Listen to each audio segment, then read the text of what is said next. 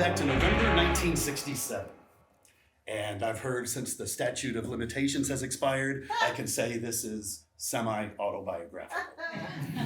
November 1967, small town in the Florida Panhandle near Pensacola. Maia Pappas, teenage prodigy on the bass guitar and drug dealer on the side, or vice versa, is in the principal's office at Odyssey High School, the home of the Fightin' Possums. She's accused of dosing Sammy Ballou, the football team's star wide receiver, with LSD. starring as the title character Maia is Pyramid Within. As principal cook, Bill Series.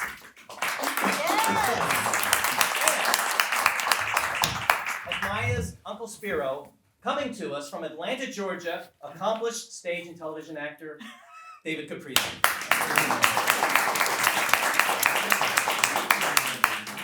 Interior, principal's office, day.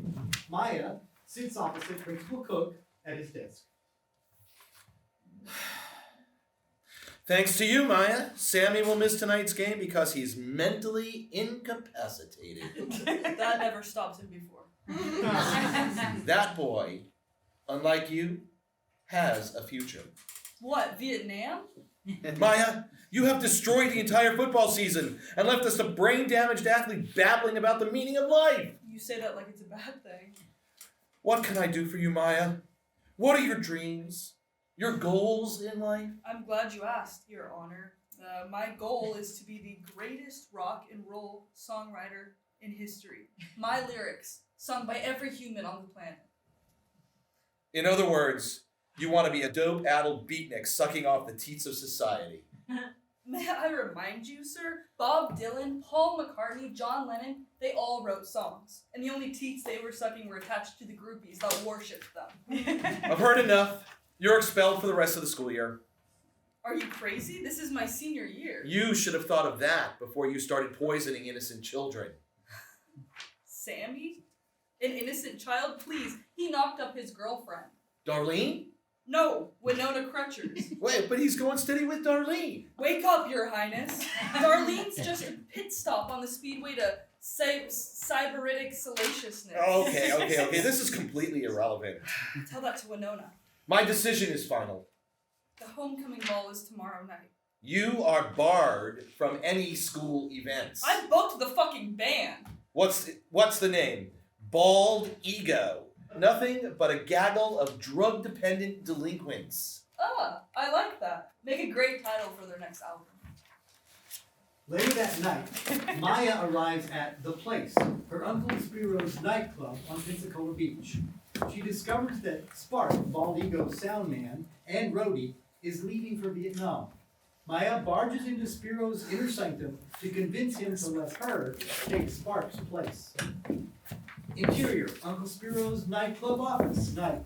Spiro Pappas, Maia's uncle and her dad's twin brother, sits at his desk as Maia enters. Spiro sees the bruise that Maia's dad left on her face from a fight at dinner.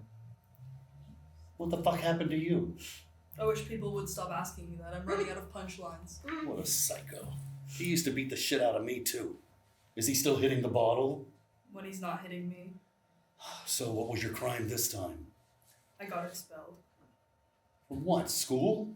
No, the Black Panthers. What do you think, Uncle Spiro? Stop calling me that. Shit. Odyssey High was a good market.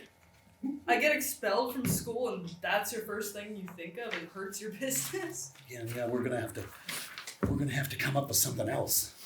I have an offer you can't refuse. Like what? I want to take Spark's place. Are you kidding? Do you know all of Spark's responsibilities?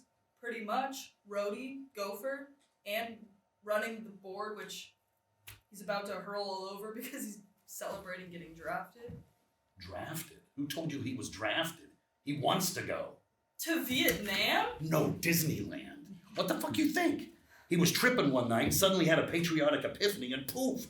He wants to fight commies, riding shotgun in an F4, napalming villages. I say Godspeed. Let me take his place. I'm not a patriot. I'm a Marxist. And I'm draft immune. I'm listening. Not only can I run a board, I play a killer bass, and I've got a notebook full of original songs. You're too young to write songs. Who says? You don't have enough life experience. Says the guy who's been fronting me a pharmacy full of dope every week since I was 12. Well, that doesn't make you a songwriter. May I remind you, little Stevie Wonder was 12 when he started writing songs? One tiny difference. He's a little fucking Stevie Wonder. The answer is no. You don't give me this job, and I'm gonna tell everybody what you made me do. Made you do? I gave you an opportunity. I don't think the cops would see it that way. So, you're gonna blackmail me? Maia leans over the desk and bares her bruised face. You think this looks bad? Wait till Dad gets his hands on you. Oh, god damn, you gotta do better than that. I'll tell him you fucked his wife. I what? Oh yeah, everybody knows about it. Connie would never. Oh, wanna bet? Mom had a moment of soul searching after downing a few of those diet pills you gave her. Sang the canary at 78 RPM. Blah, blah, blah, blah, blah. It wasn't my idea. I'm sure your twin brother will appreciate that distinction. They stare each other down. Spiro breaks first. Oh, fuck it. You wanna take Spark's place? Go. What the fuck do I care? When? Tomorrow. That stupid redneck homecoming. Just keep in mind, running sound was not Spark's only duties. What do you say?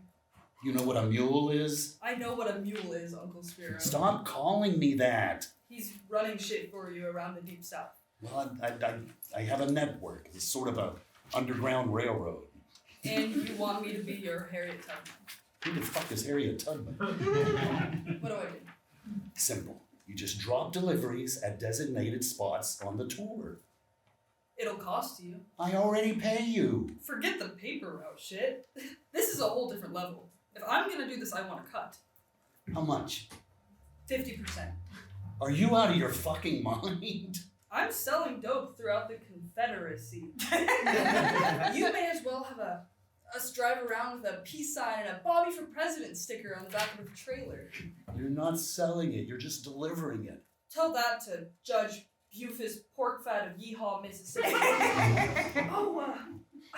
I ain't selling narcotics, Your Honor. I can't afford 50%.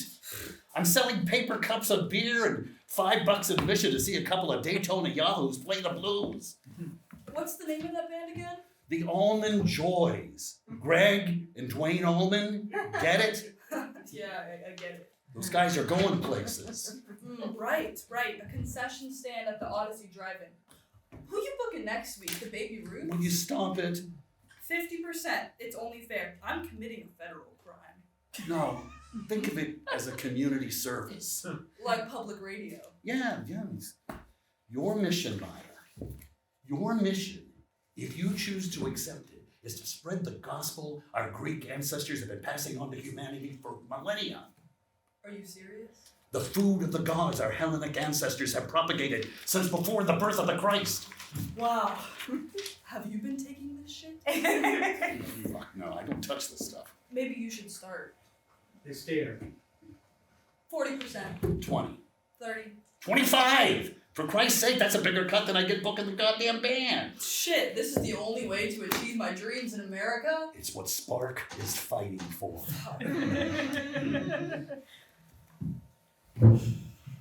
Maia goes to the door, puts her hand on the doorknob. Deal. She turns to exit. Hey, Maia stops.